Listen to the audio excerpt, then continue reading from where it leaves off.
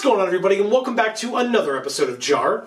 JaAR, for those of you that may be new, stands for Joe and Amy Review, and this is our usually weekly show where we review the Magic stories. We've been doing twice a week just to play a little bit of catch-up, because at the time of this video's release, multiple stories have been released for Streets of New Capenna, but we are still here finishing up our reviews of the Kamigawa Neon Dynasty stories, specifically the side stories right now. And we are here for story number 4. They're not really numbered, but it's the 4th of 5 side stories, with the Epoch Engine by Grace Chan. My quick review at the top was, I liked this one. It wasn't amazing, but it wasn't bad, and it definitely wasn't like last episode, I was going to say last week, last time, where I just very much didn't enjoy it at all. This was fine. I thought it was pretty good. What about you? I didn't like this one either. Okay. But, I don't think that makes it bad at all. Okay. I think the story is fine if that's the kind of stuff you like. You know, Fair and I enough. just don't. Okay. So then, yeah, if that helps you one way or another, if you have not yet gotten a chance to check out these stories for yourself, and that is something that you want to do, the top link in the description down below will take you directly to this story so that you can read it for yourselves. And then, of course, if you want a reminder or refresher, if it's been a while since you've read it, please feel free to do so. And then, of course, we would love it if you are going to go do that you would come back here and join us for this video. As always with these videos that we make, any thoughts that you might have on the story itself, on our opinions on the story, etc., we would love to hear from you down in the comments below. Before we get started, let's do the usual, at this point, as we've been doing. Hi, welcome to the channel. Thank you so much for being here. If you're enjoying the things that we're doing here on Geek for All, please make sure to subscribe and ring that bell so that you get notifications whenever any of our videos come out, including more JaARs over the coming weeks. But also, you can check out our other channels, linked down in the description box below, Video Games for All and Gluten Free for All. You should be seeing a new Gluten Free for All video very, very soon. And Video Games for All has 3 uploads a week. Our series over on that channel right now are Phoenix Wright Ace Attorney, which we just started. We have Final Fantasy VII, which Amy had never seen before we started that game. And we are about to start, this coming Tuesday, we are about to start Generation 3 of Pokemon. It's either Ruby or Sapphire. We haven't announced it yet, but maybe if you tune into our stream on Friday, we stream every Monday and Friday, 8 to 10 p.m. Eastern Time, but maybe if you tune into our stream on Friday, you'll see what we are going to be playing, which of the two. Maybe you won't. You'll have to ask.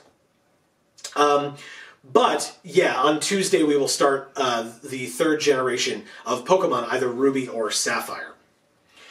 So, all of that being said, thank you for being here. Please don't forget, likes and shares go a really long way as well, and we really appreciate any and all support that you are all willing to give. But, on to the full review itself. Interesting story, this one. It reminded me a bit, I didn't even see the full movie, but I'm aware. It reminded me a bit of, like, the concept of Pacific Rim, where, like, you're in a mech, and you become part of that mech, and it becomes an extension of you.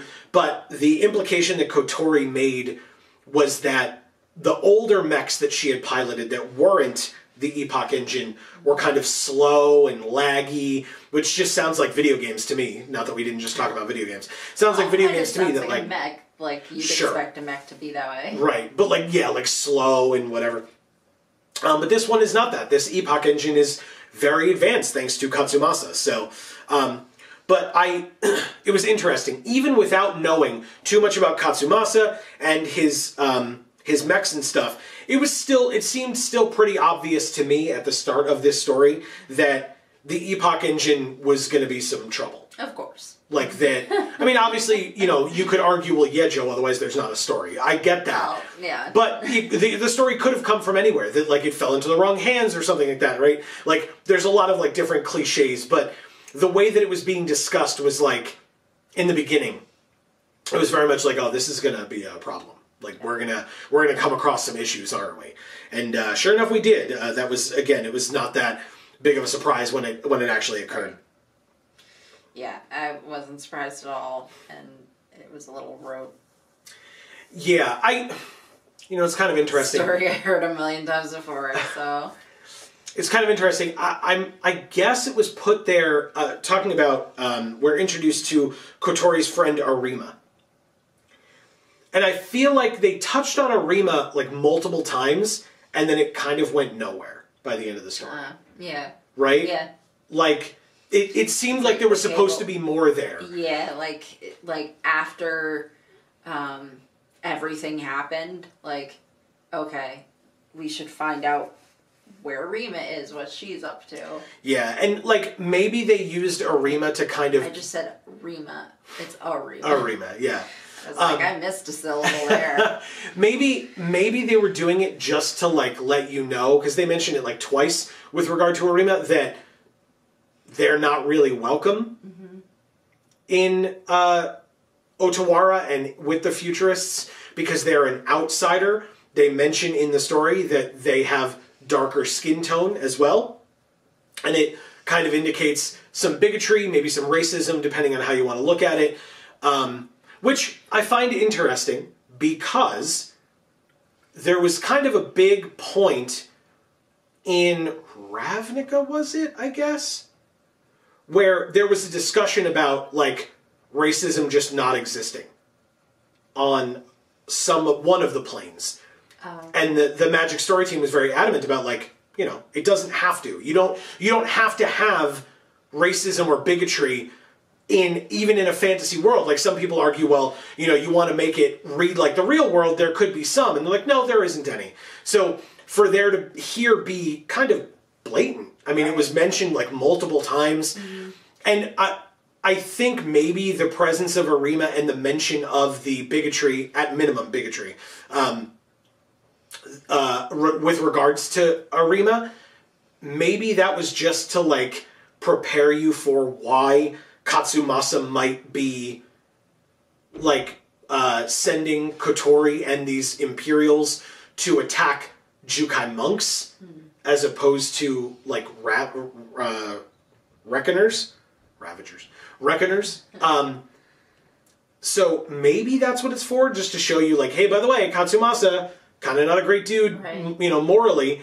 And so that's why this is happening. Because that's the other thing. They don't really close that either. Right? Katsumasa's just like, I'll explain it to you later. And you hear nothing more about him because then they just run away at the end or whatever. Right. But so... Well, maybe we'll find out more stuff in the next story.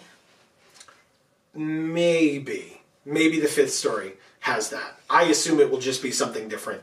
But... Who knows? Because otherwise that would be a weird way to structure your side stories. Your side stories would be, out of 5, 1 and 2 would be about Kaito. 3 would be about whoever it was about last time. I could look it up, but you all know who it was. And if you didn't see our last video, please go feel free and check it out. And then the 4th and 5th stories would be about Katsumasa and Kotori. It just seems odd, right? That it would be split up that, like, 2, 1, 2. Very strange. It's possible, right? I'm not saying you're ridiculous. It just... I wouldn't put it past them, but it would be an odd way to structure their side stories. There was a quote that we wrote down because it was really cool. There's a couple here, but this one kind of stood out. When someone... This was from Arima. I was going to say Amari. Why are we both just, like, not getting their name right?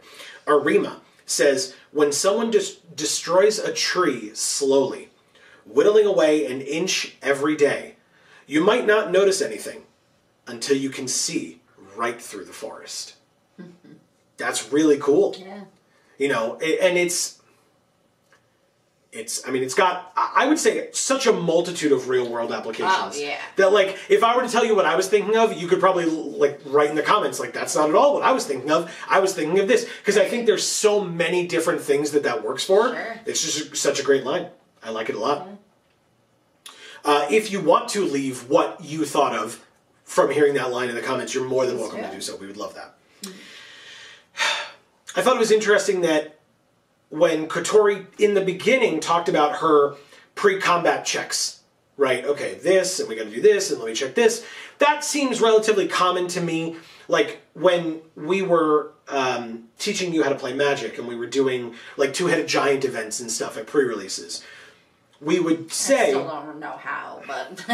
You mostly know how. But But what was what we said at the beginning of every turn? Do you remember? The phases. How did we get you ready to start a turn? It's okay if you don't remember. You don't have to. I'm not trying to put you on the spot. What's this? Untap. Draw. You're close. You missed one. Yeah, I know, but what was it? Oh, upkeep. Look at this one. Yes. Yeah. Untap, upkeep, draw. And so, did it. Yeah. Yes. So, but again, it's that same idea of like, okay, it's the beginning of my turn, untap, upkeep, draw, right? Okay, I'm sitting in the mech. Emergency things, the display ports, whatever it was. There's a whole list. So that makes sense. That in and of itself, not a big deal. But the story specifically says in this, like when she's doing it during training, well, she's not superstitious. It's like, no. But if she is getting into the mech, doing her pre-combat checks and tapping each of the individual things in the order, and if she's doing it in the same order every time, then as soon as she's done, she takes the bracelet on her left wrist and turning it 3 times, and then saying a prayer. You're right, that's not necessarily superstition, but it's absolutely a compulsion. Right. So, like, yeah, you dissuaded us from thinking you were superstitious, great job, but you very obviously have a compulsion. Right. And by the way, please don't misunderstand, that doesn't mean there's anything wrong with her. No. I just thought it was odd that they mentioned a superstition when it's obviously a compulsion and they just didn't bring up a compulsion at all, right? Not to say that there's anything wrong with it, it's just, it happened, and I'm surprised that that's what they kind of dissuaded us from thinking it was. Yeah. It's like, that's not what I thought it was. I think it's interesting because I think you'd have a lot of people who could relate to and think it was cool that there's a magic character who has OCD. Like, sure. Like if you really leaned into it. Sure. But it's almost like they didn't even, they just like went around it. Yeah. And they were like, it's not that, promise. Yeah, I don't think that this exact instance is fair to say, but it's the 3rd time we've brought it up now. It's just a lot of things that like are super open-ended. Yeah. And like, not in the way of like, well, we let the reader decide. It's like, no, that's not what you're doing. Way of cliffhanger. Yeah, it's not. Yeah. And again, if there's a 5th story, maybe. So we'll talk about it on Monday next week, but if that comes up. But like, I don't know, it just seems like a lot of these things seem like just kind of weirdly cut off. Yeah, like left unanswered or whatever. But maybe that's kind of the point. I mean, I guess. Like, all of that stuff happens to you, your life gets cut off. Well, everything that you did normally or thought was normal and real and true just isn't that way anymore. Maybe it's symbolism for trauma. Well, and credit where credit is due. This story was drastically shorter than last week's. Like, much more manageable. Or last episode. Lengthwise, much more manageable. And so, if they were to attempt to close all those open-ended sections, maybe it would have been as long as last week. So I think I'd rather it be shorter and open-ended than so long that I'm like dying. Or maybe they did like write more and then they cut it short because last story was so long and they just felt like they couldn't do that again. It's definitely possible. I also wanted to point out, we've talked about this in the past, and this is not as egregious, right? But I wanted to at least bring it up. They showed the picture of Kotori after this section of her doing her pre-combat checks and spinning the bracelet and everything. And we've talked in the past about story spotlight cards not showing or depicting the actual story spotlight moment accurately enough and or just blatantly showing things that didn't occur. Right. With Kotori, she was depicted in this story. Her art makes her look super awesome and adorable. Yeah. But how amazing would it have been if you looked at that art after, because it was literally the paragraph about her doing her pre-combat check, right, and spinning the bracelet and then saying a prayer, and then the next paragraph was 1.5 to 2 lines long, and then it was the picture of her. How awesome would it have been if you could see the bracelet on her hand or her wrist? It mentions what wrist it is, too. Right. And it's the one that's more visible in the picture. How awesome would that have been? If you're like, oh crap, there's the bracelet. Because she's facing like this way, so it's her left wrist. Yep. I don't remember the picture specifically. Like, I don't know what position her arm was in. It was like this. So she had like a gauntlet on. You would have been able to see it. Right. You would have.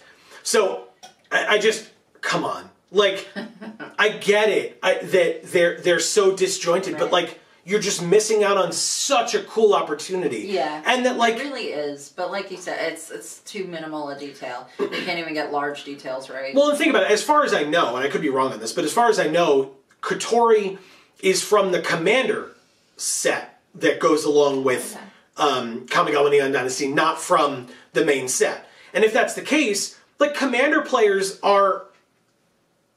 I don't want to misspeak, because I don't want to insult anybody, because I'm not a heavy Commander player. But I feel like a lot of Commander players consider themselves to be more casual players than competitive players, unless it's CEDH, which I get. Right? And again, mean no disrespect if people disagree. You're more than welcome to let me know. But if that's the case, then if you have that card in your deck and you play Kotori, you could say, hey, see that bracelet right there? When she pilots a mech, she turns that bracelet 3 times. Like, that's just such a cool thing. Like, I would love hearing that. And again, for the benefit of Wizards of the Coast, somebody might say, wait, how do you know that? Well, I read it in the stories. Oh, cool, where are the stories? Well, let me show you. Then there's more clicks on your website. Congratulations, you did it. Like, it just is such a missed opportunity. And again, here, not as egregious as the Story Spotlight cards. Because the Story Spotlight cards literally have the word story on them. Like, if you looked at the card Kotori, you wouldn't necessarily think to yourself, oh, I wonder what her story is. Yeah. But if you look at a Story Spotlight card, you're going to be like, oh, I wonder what the story behind this is. Oh, it never happened? Oh, that's weird. Right. Why is it a Story Spotlight card then? Right. Anyway, that was something that I figured I'd mention. It kind of goes along with things we've talked about in past episodes. It frustrates me. Thank you. Okay, so here's where things get a little bit weird for me, and then we'll get into more stuff for Amy, so I apologize that your stuff is like at the bottom here, so you'll kind of be closing us out, I guess. When Kotori is training with the mech, with Shurikai and or the Epoch engine, depending on how you what you want to refer to it as. When she's training in the mech, there's like a seamless transition, right? The story mentions that she goes from herself in the mech to herself as the mech. Or herself and the mech together. Right. And it's a seamless transition from referring to Kotori as Kotori or her or she to they. Meaning her and Shurikai. And we don't find out until way later that Shurikai is male, but regardless, it just goes from she to they. Seamlessly during the training section. But then, and so I was very impressed by that. I was like, that's really cool. Because now you're reading it as they do this, their thing does this. Like, it was like, oh wow, it really shows that they are one. They've fused, so to speak, right? Or they've melded together in that way. But then you get to the combat section. And the combat section was not as clear. It was kind of frustrating how unclear it was. Because, to contrast from the training, I'm just going to read what I wrote here because I want to make sure that I get it all. During combat, the pronouns and names are all over the place. So I wrote some quotes. Kotori chose their steps carefully, watching the data coming into her accessory view screens. Their weight placed wrongly could collapse the structure. That's one quote. With two different pronouns, but 3 different spots, and it goes from A, B, A. Okay, so am I supposed to infer that they're not as in sync in those spots?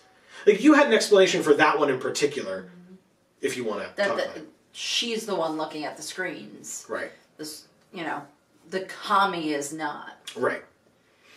Then there's a quote, Kotori glanced using Shurikai's enhanced vision. Okay, but Then there's another quote from later on in that paragraph, or a couple paragraphs down. Kotori Shurikai tapped his, an enemy's, head with a finger to knock him unconscious. So, Kotori is using Shurikai's vision to see, but Kotori's not using Shurikai's finger to tap him unconscious. I mean, she obviously is. She's tapping him, and he's unconscious. No, that's fine. I'm not saying she's not physically doing it. What I'm saying is, the wording that they use first is, Kotori glanced using Shurikai's enhanced vision. As opposed to, Kotori Shurikai glanced using their enhanced vision. Because then the next line is, Kotori Shurikai tapped his head with a finger to knock him unconscious. So why is using the vision you're two separate beings, but using the finger, you're the same person? Because Shurikai is the only one who has enhanced vision. And you're saying the word enhanced, which is comparing two things. You're saying one thing is not as good, and one thing is more good. Right. So you're comparing her vision to Shurikai's vision. Sure, but you just said, of course she's using the mech because she's using a finger to tap someone unconscious. Right. So the mech's finger is obviously stronger than Kotori's finger. The mech's finger, but also the Kami's power. I mean, that's not... Okay. Right? I mean, no. It's not the Kami's power that knocks him unconscious. It's the fact that it's a giant-ass mech tapping somebody on the side of the head. Like, that's why everything else that mech does murders people. Right? Grabbing a necklace off of someone's chest or whatever slits her throat and kills her. Not because she was trying to do that, she was just trying to get the stone necklace. But she's using giant mech hands. So in doing so, she ripped the person's throat out. Okay, yeah, I didn't really think of it like that. Right? Like, everything that occurs, it's like, holy crap, that's such overkill. And Kotori kind of doesn't even notice it, or like doesn't even really reference it. Like, mentions that she sees it, right, that it happens, but isn't like, wow, I didn't mean to do that, or whatever. It's like, I just wanted the necklace. I can't believe I killed her. You just did it. You just ripped her throat out while trying to grab her necklace. Right. So, I don't know. It at minimum was confusing to me. If it was not confusing to you, let me know. But It seemed... In a different way was confusing to me, so there you go. Yeah, it just seemed odd. It seemed odd the way that was chosen to be portrayed. Okay. It seemed weird to me. Okay, now we are up to you, Amy. Mm-hmm. Okay. So, do you want to preface it, or do you want me to just read the quote and then you'll talk about it? Just read the quote and then... You got it. I'll talk about it. So, a quote from the story. Spots of light burned in Kotori's vision. She felt disconnected from her body, and then grotesquely compressed into the smallest part. Her prickling fingertips, her congealing gut. When her senses gradually returned, the scene flooded her mouth with bitterness. Yeah, I had you write this one down. It's very similar to PTSD, it sounds like, which makes sense. Which we talked a fair... Experiencing trauma in these moments. Yeah. We talked about it a lot in the last episode, yes. Thank you, that's fine. And, yeah, like parts we talked about, and this specifically talked about that shrinking into one singular part. Yeah, which we talked about last time heavily. Yeah, and just this, sort of this dissociation that happens a lot with PTSD. That's where it's talking about her having that sort of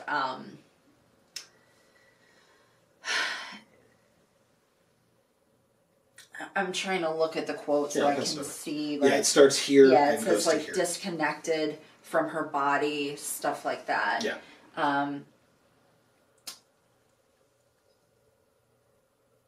Yeah. It mentions her senses gradually returning when she kind of comes out of it. Like the prickly fingertips and everything. Yeah.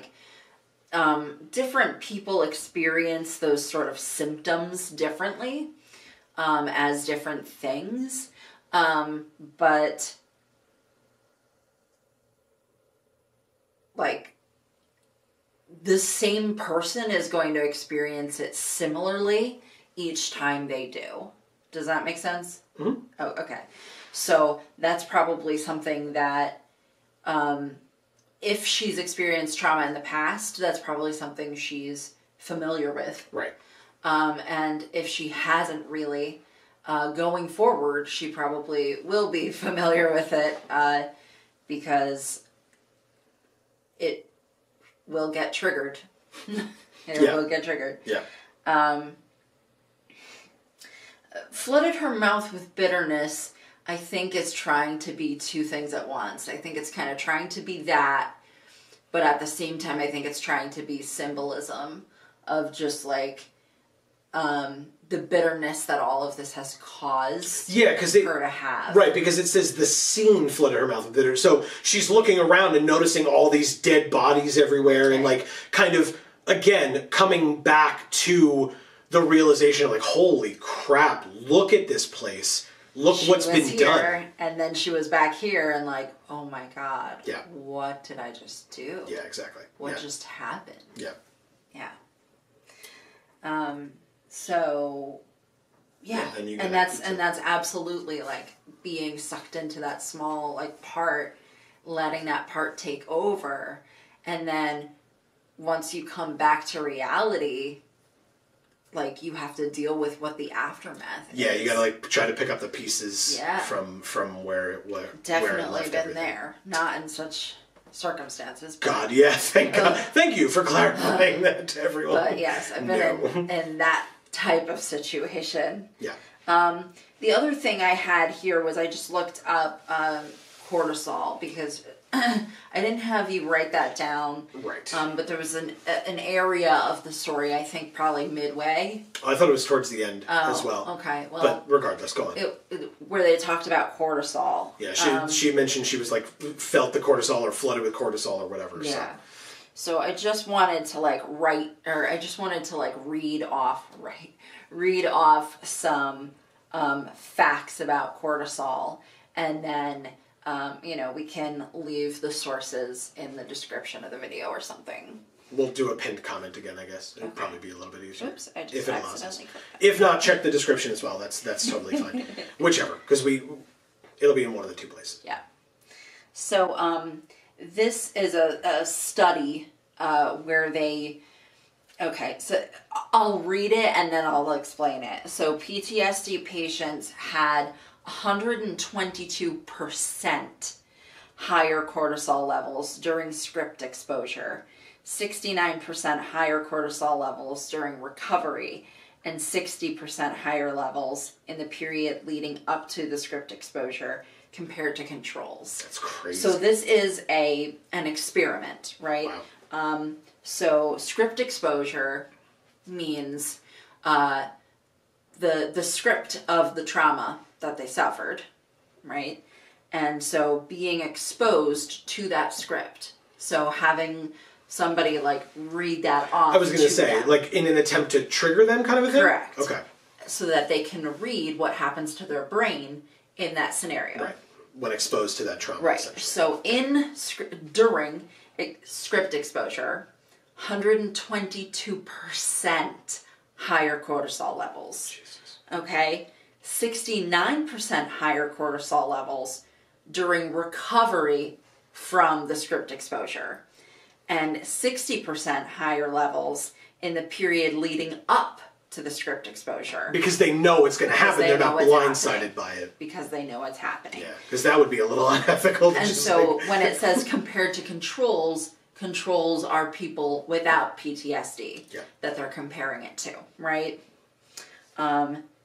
There's these two little parts down here that you can click on that says like high levels and low levels. So I'll just read what these say as well, just in case it's pertinent. Therapists suggest that patients with PTSD show... Theorists suggest that patients with PTSD show increased cortisol responsivity. That's a weird word for me to try and say. During stressful events, and an ongoing suppression of basal cortisol levels when they are not under stress to compensate for this rise. Okay. Does that make sense? Do I need to explain that one? No, I got it. I think I don't. And then studies have shown that PTSD can cause low or high cortisol. An interesting finding is that people tend to have low cortisol if both parents suffer from PTSD. This is likely due to both the biological effects of PTSD as well as a child's environment growing up. So not only does a person with PTSD have lower cortisol levels when not triggered than a typical person does. So we'll say Joe's the control and I'm the PTSD patient. I have lower cortisol levels than you on a normal basis, and when I'm triggered, it's way higher. Massively higher. But also, if both of us had PTSD, then our children would have lower cortisol levels as well, as if they had PTSD even when they didn't. Right. Which I would be curious. I mean, I'd rather not have to think about how they would do this experiment, because I don't want to think about that, because it makes me sad. But I'd be curious to then wonder if it would be exponentially higher if then those children developed PTSD in some capacity. Well, so they mention... because that sounds awful. ...that it's partially because of the biology of two people with PTSD having a child, right? But it's also partially because of the environment they grew up in. Okay. The environment is having two parents with PTSD, which could potentially cause them to have PTSD. Does that make sense? Of course, yeah. So, anything involving that you guys would like to talk about, leave it in the comments. Please do, definitely. And so then, I mean, there's not a lot to talk about with this story. The last thing that I wanted to talk about is just, it's another, we briefly touched on in the beginning, it's another side story that just ends in utter destruction and then just ends. Like, all these people are dead, but more importantly, right, no offense to the fact that all these people are dead, but more importantly, the mech, the Shurikai, opened a merge. Yeah. Just there, and didn't close it. Like, Kotori actually says to herself, like, wow, this could really cause displacement between the mortal realm and the spirit realm. And then leaves. Just leaves. Yeah. And a lot of destruction. Yeah, and it's not just in the middle of nowhere, it's directly under Beseiju. Because they talk about the roots of the tree. So, is this canon? It has to be, right? So there's a merge under the tree that's not protected in any way. So does that mean that that's going to be the epicenter for the collapsing of the plane from this one side story? You say collapsing. I don't know that I would necessarily call it collapsing. I mean, it's a... destabilizing? Well, it's called a merge for a reason. It's merging two planes together. Sure, but they don't know what's going to occur when that happens. And they're worried about it. Sure. So... but it might not harm the tree in any kind of real way. But it could. Yes. I mean, it could just completely knock it over and... Exactly. Especially if it's at the roots. That's kind of an important part of a tree, right? You cut off a branch, it's not as big of a deal. You cut all the roots or roots in one section, that's a bit of a problem. That's not okay. Especially for a big-ass tree that surrounds, or that is surrounded by a city. Right. So if that tree goes down, a lot of that city's going down too, so... because, I mean, that tree, realistically speaking, doesn't get a lot of nutrients to begin with. So, because it's literally, like, attached to a city, basically. Yeah. And also, like, I don't know, again, like I said, the Katsumasa thing.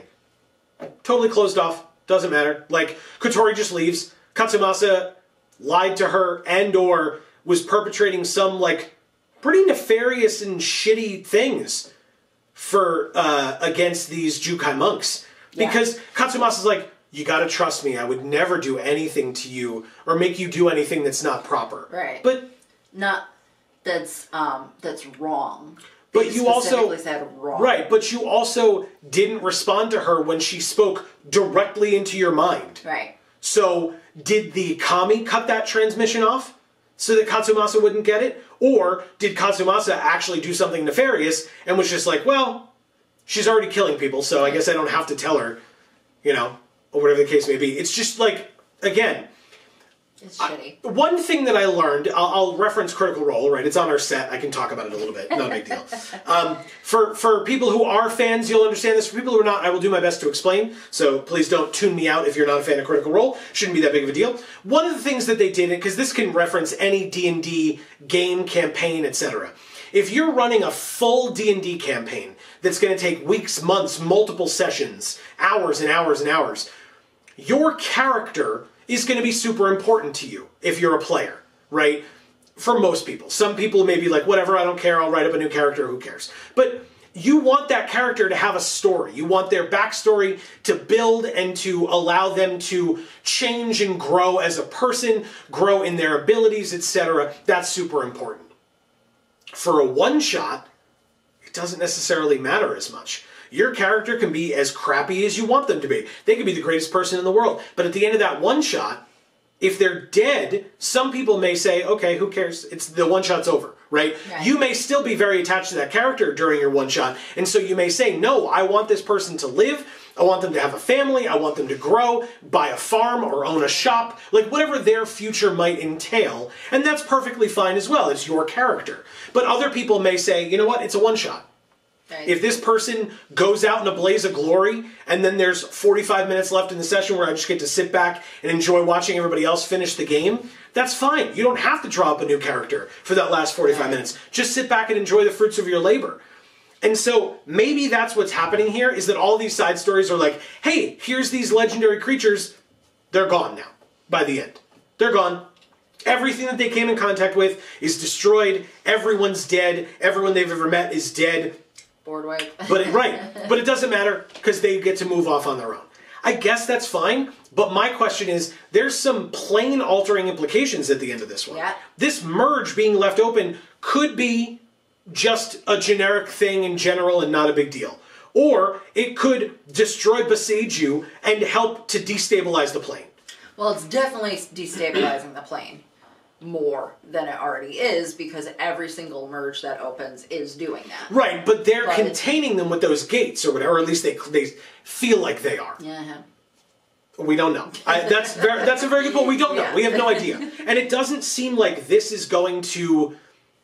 It doesn't seem like this story or this set is going to answer that. Which means, I guess, as I always say, we'll have to wait till we come back to Kamigawa in like 5 years to find out what's going on there, if they still decide that that's the route they want to go down.